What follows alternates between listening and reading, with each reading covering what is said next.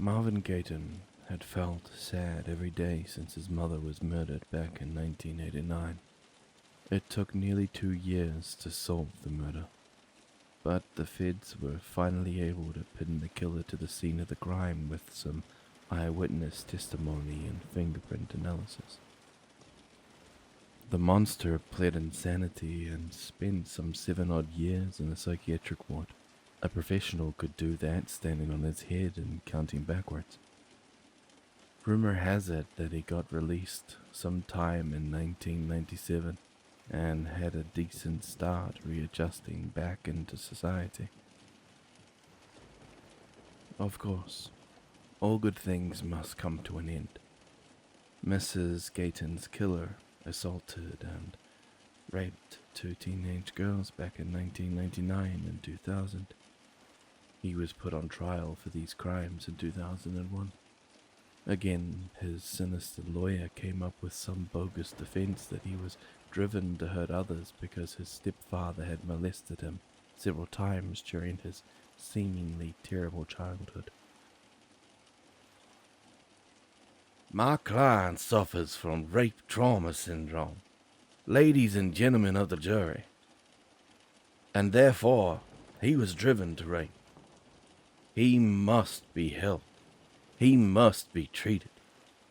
But he must not be convicted, was how his lawyer wrapped up his case. Yeah, right. Marvin thought that hard time in prison where the inmates knew what he had done would have done the trick. Charging the stepfather for his crimes might have helped too.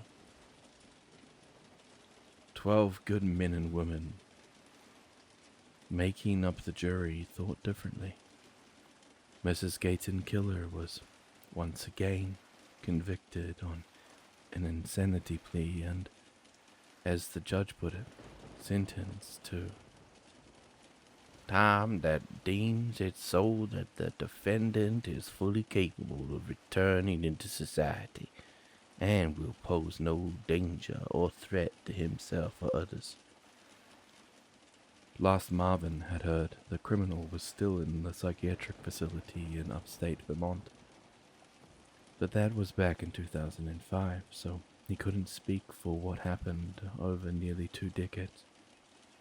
Being barely 19 around the time of his mother's murder, Marvin could not stand to face the man that terrorized his family each painful day in court. So, he had never truly seen the man that was responsible, not even in a newspaper or on television. He would dare not pick up a newspaper, and if he began to hear a report about the trial on the news or television, he would have turned it off immediately. How many times does this psycho have to take someone's innocence, or how many lives does he have to snuff out for a judge and jury to have some common sense? Marvin thought every night as he went to bed, sleepless more often than not. Now turning 40 in less than a month, Marvin came to reflect upon his aging, the numerous years that went by without his mother, and the recent loss of his father to a massive stroke. Sure, Marvin was one lucky guy in most aspects. 3 beautiful children, a loving wife who was still able to keep the passion in their romance even after some 13 years of until death do us part, and a high-paying job as a doctor. Yet, all of these occurrences in life could not soothe Marvin's heart in the end. He thought he would eventually die of a heart attack or maybe a stroke, just like his father. As was custom in his middle age, Marvin took his car out for a short drive in the evening of the 3rd Saturday of each month. He pulled out of a steep driveway and drove about 11 miles down a long stretch of road, passing the occasional stop sign and field mouse, but nothing else. To the side of the straight road was a glum cemetery which was quite barren. It received the occasional visitor, usually a bum or goth teens that used to hang around and smoke pot or make out. People coming to visit this cemetery for a purpose of an emotional nature were usually seniors visiting the graves of their loved ones. Most of the buried hailed from the era of Reconstruction, all the way through the Great Depression. A decrepit old gate stood at the entrance of the cemetery, rusting away from numerous storms pelting it over the past decades. The gate was always slightly ajar, and the lock and chain that wrapped around the hollow lock always seemed to crumble a little bit more with each passing year. A burgundy stone wall encircled the huge portion of the cemetery that the gate did not. Thick vines, limping and flooded with green leaves, hung down from the side of the walls, outpouring from cracks in the foundation. Leaves, fallen and lifeless, flew in and out of the cemetery between the narrow spaces and the gate atop gusting whirlwinds. Marvin parked his car on a small strip of cement that overlooked a barren field adjacent to the cemetery. He held the side of his key to turn off the ignition and waited for the slight rumble of the car to stop.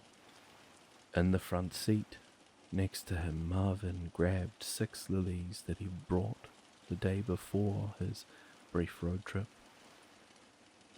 Using the side of the car door as leverage, he leaned out of the car with the lilies in one hand while slamming the door behind him with the other. An abrupt shudder of cold wind blew up from behind him, fluttering the zippers and loose parts of his jacket. Must be those early autumn winds, Marvin reckoned humbly. Grey clouds engulfed the sky above, and the sun was but a dim centerpiece, intertwined into the passing overcast. In the faint sunlight that hit the ground, Marvin could see a slight shine in his polished black shoes.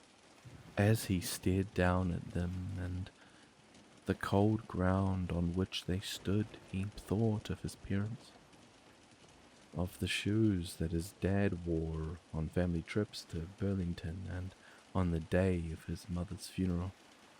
Marvin stared aimlessly into the shining void of his shoes for a few minutes, then snapped back to reality. 2 brown birds, perhaps hawks or maybe falcons, flew overhead as Marvin walked into the cemetery. 2 birds flying above might have been a symbol of hope to most other people, but not to Marvin. A curved path led from the entrance to the cemetery and to the top of the hill at the very end. Over 100 tombstones and grave placards filled the hollowed cemetery grounds. Some were crumbling to the ground and others were in nearly perfect condition. Some had corroded from years of age, while others were spotless. Rainstorms and sunshine throughout the year allowed for some grass to grow in most spots, but there were still some potholes and clumps of dead dirt where no life grew. Marvin made his way past some of the tombstones until he went about 1/3 of the way uphill.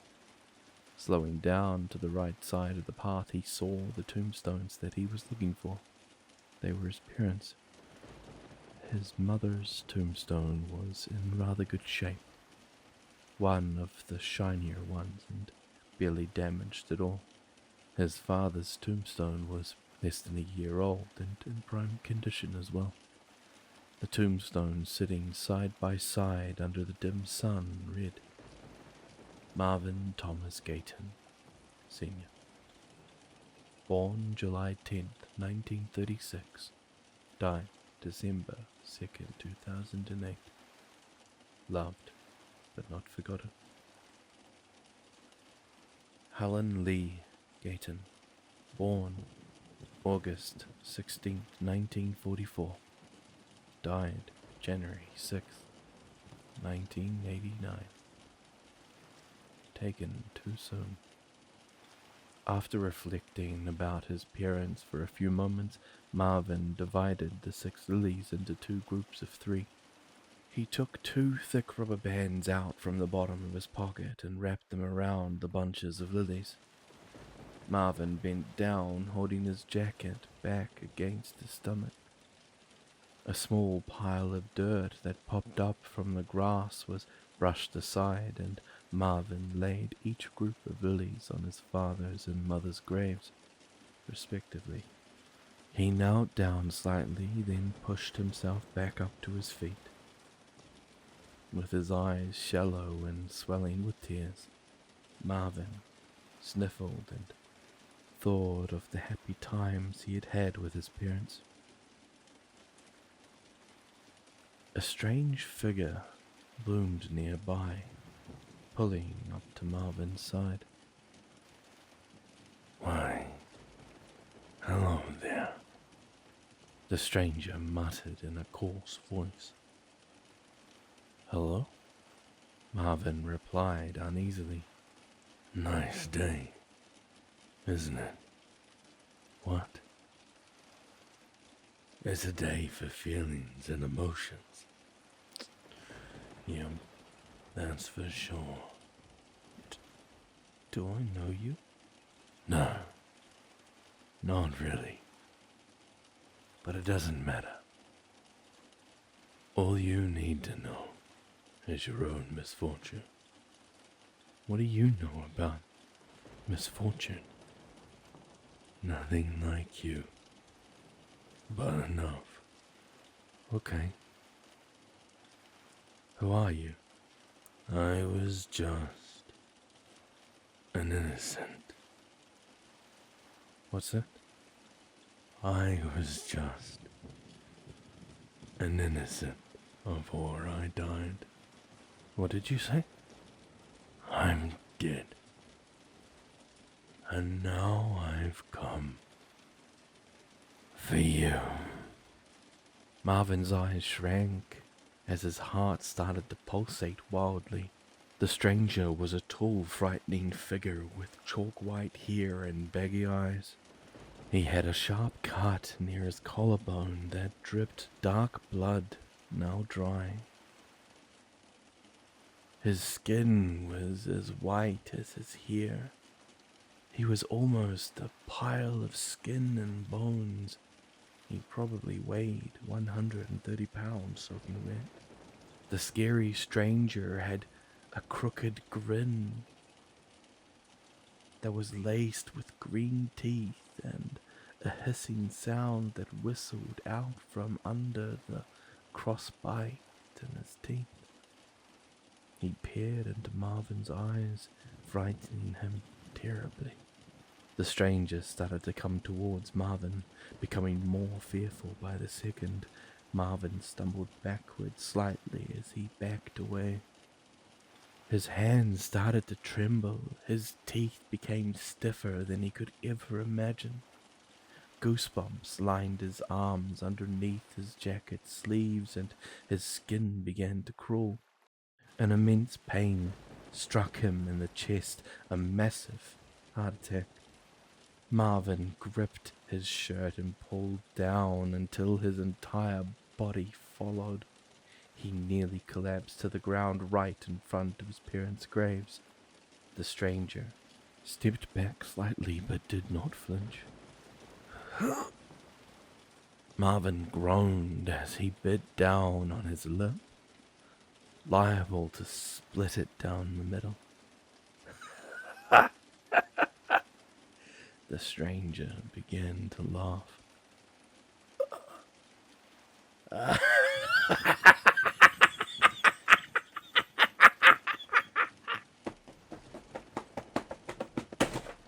A man came running from behind and tackled the stranger to the ground.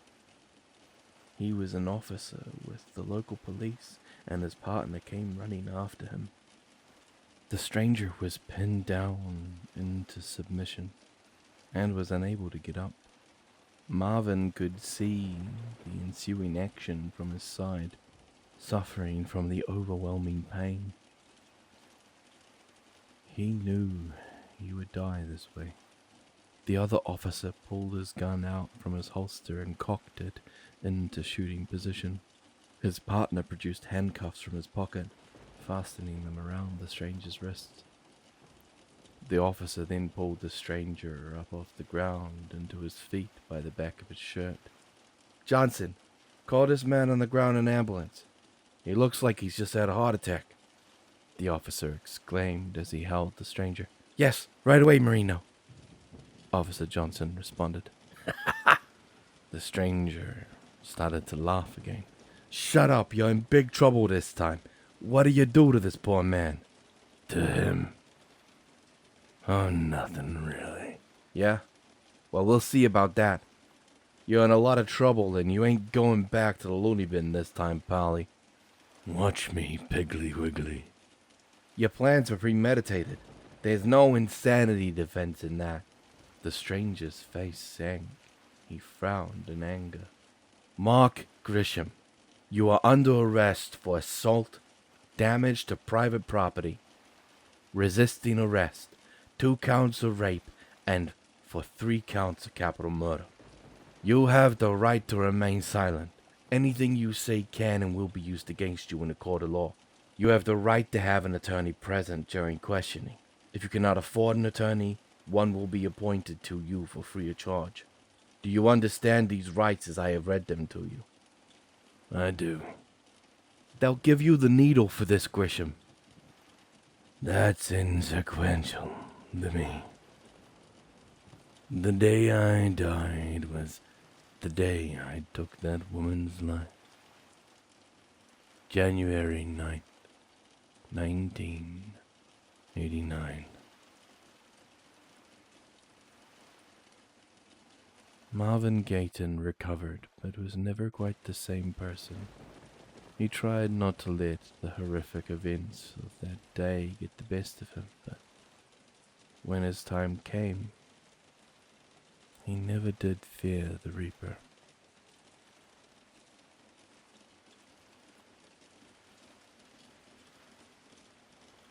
Hello everyone, Grim here, and welcome to my library. I hope you have enjoyed today's story. This one was a submission from someone who has listened to the channel. They titled it, Escape from Death. While I do have the author's name, I'm not going to put it at the end of the video because I'm not sure if it's their legal name or not, and I don't want to get them doxxed. So I'll wait until I hear back from them, and then I'll put their details in the description below. That way you'll be able to see anything else they may have written. I hope you enjoyed today's video. I know I enjoyed narrating it. If you did, please remember to like and subscribe. It really does help the channel out. Remember, be safe wherever you are. Have an amazing night or day. And as always, I have been Grim, and I'm, well, signing out.